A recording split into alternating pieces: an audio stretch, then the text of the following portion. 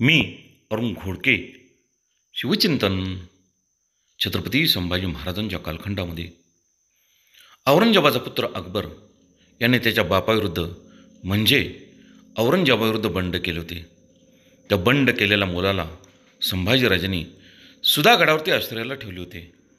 त्यावेळेला औरंगजेबाने वारंवार पत्रव्यवहार मुलाशी करून त्याने आपल्याकडे परत यावे म्हणून विनंती करत होता.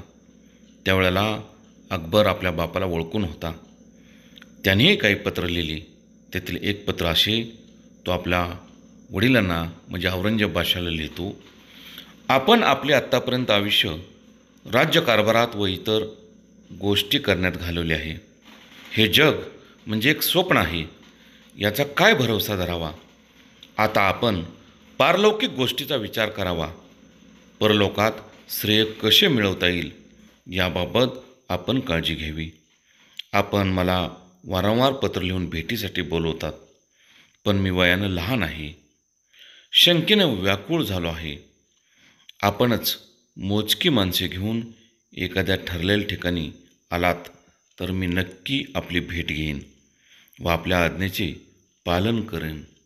बहुत काय लिहावे अशा आशयाचं पत्र शहाजादा अकबरनं आपल्या बापाला म्हणजे औरंगजेबाला लिहिले होते.